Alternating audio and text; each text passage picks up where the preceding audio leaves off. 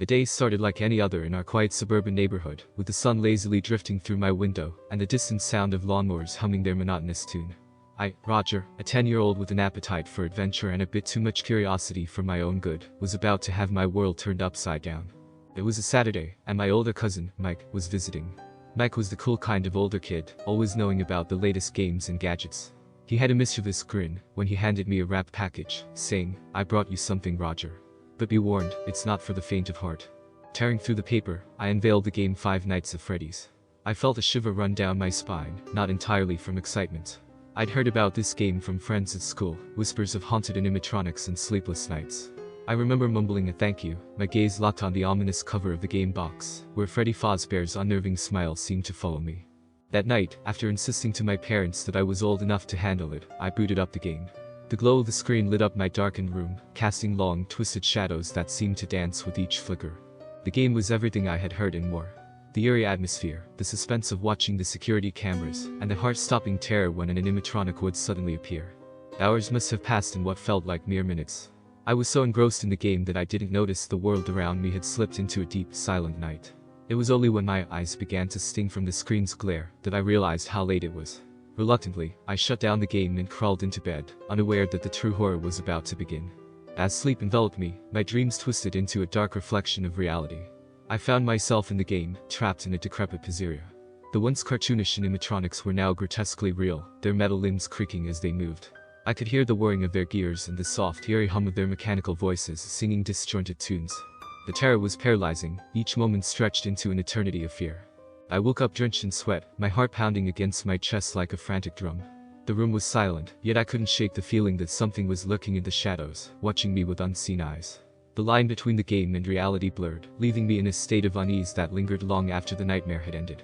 Little did I know, this was only the beginning of a series of horrifying nights, each more terrifying than the last, where my nightmares would spill into the waking world, challenging everything I thought I knew about fear. The following nights became a torturous cycle of dread and insomnia.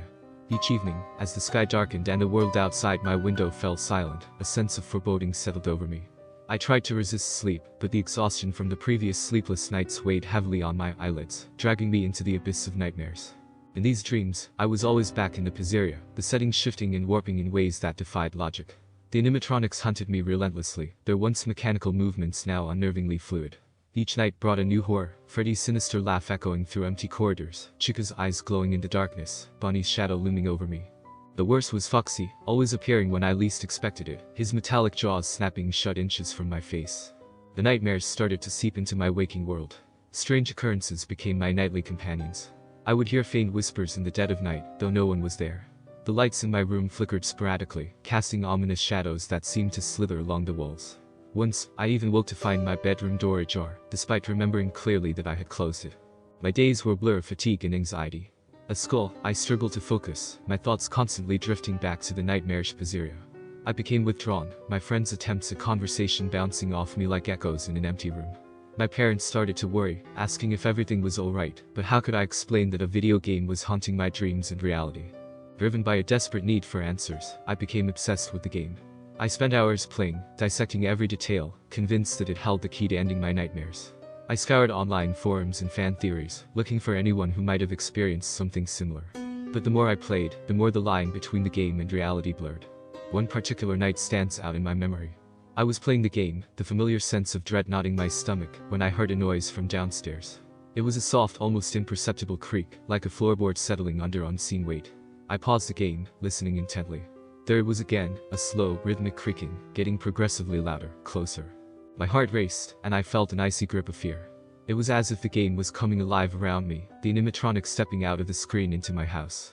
I mustered the courage to investigate, armed with nothing but a flashlight. The house was eerily silent, each step I took seeming to echo through the halls. The creaking had stopped, replaced by the sound of my own shallow breaths. As I reached the bottom of the stairs, a sudden chill ran down my spine.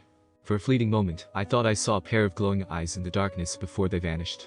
Rushing back to my room, I locked the door, my mind racing with fear. What was happening to me? Were these just the overactive imaginings of a scared child, or was something more sinister at play?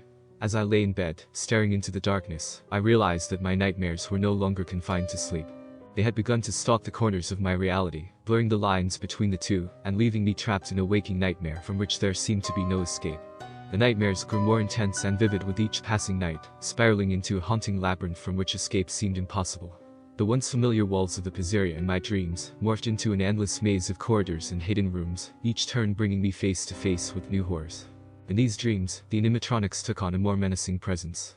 They weren't just chasing me anymore, they seemed to be playing a twisted game, toying with my fears.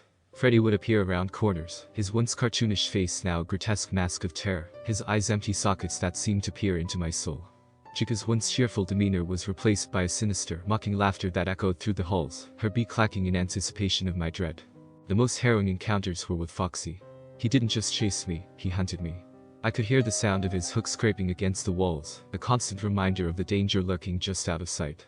The way he moved was unnerving, a mix of animalistic agility and mechanical precision, always one step ahead of me. As the boundary between dream and reality continued to blur, the waking world became a continuation of the nightmares. My room, once a sanctuary, now felt like a prison. The shadows seemed to move with a life of their own, and I often caught glimpses of figures in the corner of my eye, only to vanish when I turned to look. Sleep deprivation took its toll on my mind and body. My eyes were constantly heavy, my thoughts muddled. At school, I drifted through the days in a haze, my grades slipping and my friends growing increasingly concerned. My parents suggested therapy, but how could I explain that my terror stemmed from a video game and nightmares that felt all too real? One night, something changed. I woke abruptly, my heart pounding, but this time it wasn't from a nightmare. The room was colder than usual, and I felt a distinct sense of being watched.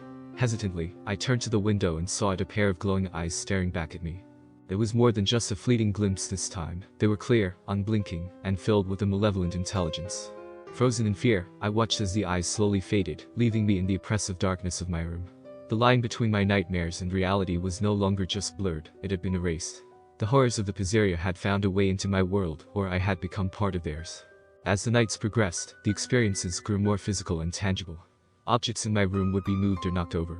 I would wake to find scratch marks on my window and once, a child-sized handprint on the outside of the glass. I was trapped in an unending cycle of fear, my once safe haven transformed into a stage for my deepest horrors. The game had become my reality, a never-ending night of terror, and I was its unwilling participant. As I lay in bed each night, waiting for the next encounter, a dreadful realization settled over me. There was no waking up from this nightmare. It was my new, horrifying reality. The night that marked a turning point in my haunting ordeal began like any other in recent memory, with a palpable sense of dread, as darkness enveloped our house. I lay in my bed, staring at the ceiling, my body tense in anticipation of the horrors that awaited me in sleep. Yet, that night, something within me had shifted. The constant fear had brewed into a quiet, desperate resolve. I couldn't live like this anymore, constantly hunted in my dreams, my waking life a shadow of its former self. I had to confront whatever this nightmare was. As I drifted into sleep, the familiar, decrepit interior of the pizzeria welcomed me, its eerie silence more oppressive than ever.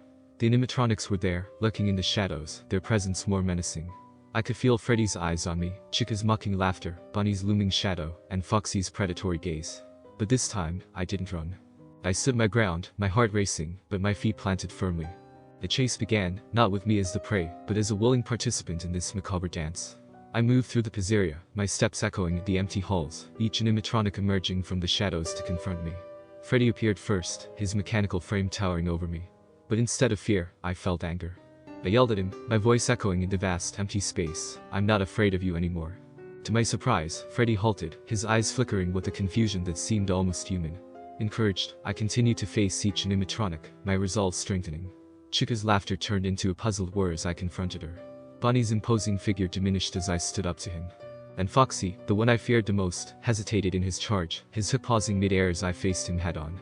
In this dream, I wasn't just a helpless child, I was a force to be reckoned with. The animatronics, embodiments of my deepest fears, began to lose their power over me. The pizzeria, once a labyrinth of terror, now felt like a fading nightmare, its walls crumbling under the weight of my newfound courage. But the true test came when the dream shifted, and I found myself back in my bedroom, the line between dream and reality blurring more than ever. The animatronics were there, in my world, but they were different, less intimidating, almost confused by their own existence outside the confines of the game. I confronted them again, this time in my own territory. I declared, "This is my world, and you have no power here." As I spoke, their figures began to flicker, like static on a screen, their forms becoming unstable. The climax of this confrontation was surreal. The animatronics, once terrifying creatures of my nightmares, began to disintegrate into nothingness, their mechanical roars and growls fading into silence. The fear that had gripped me for so long evaporated, leaving a profound sense of relief in its wake. As the dawn's first light crept through my window, I woke up to a room unchanged, yet everything felt different. The oppressive air of dread was gone, replaced by a peaceful stillness. It was over, I realized. I had faced my fears, stood up to the nightmares, and emerged victorious.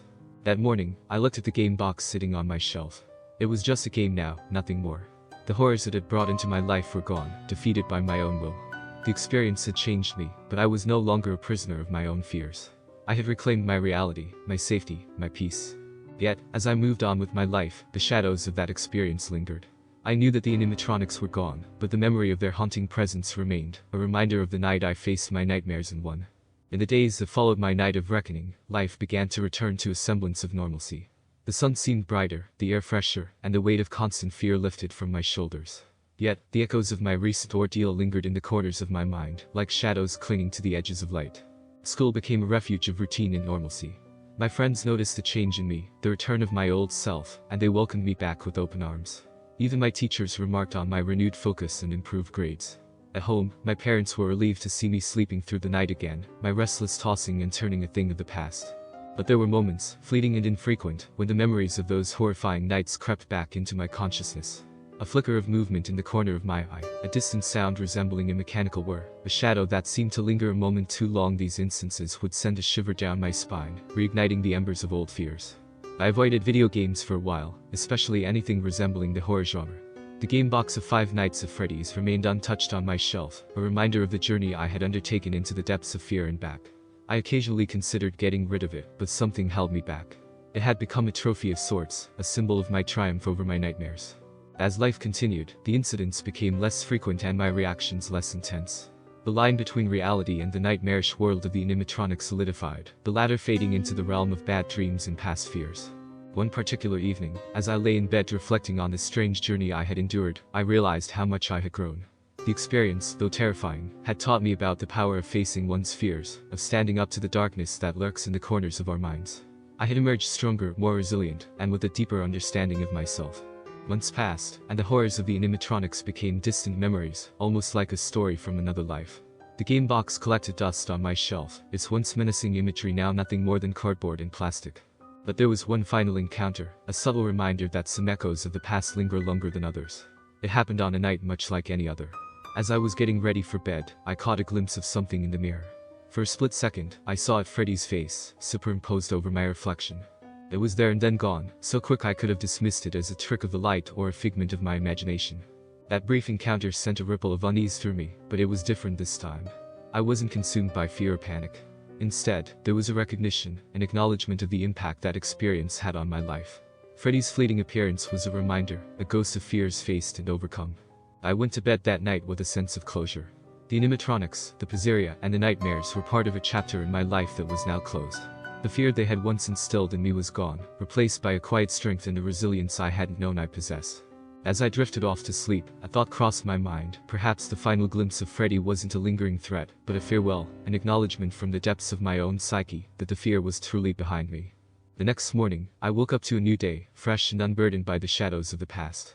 Life moved on, with new challenges and adventures, but the lessons I learned from those terrifying nights remained with me, a testament to the enduring power of the human spirit to face and overcome its deepest fears.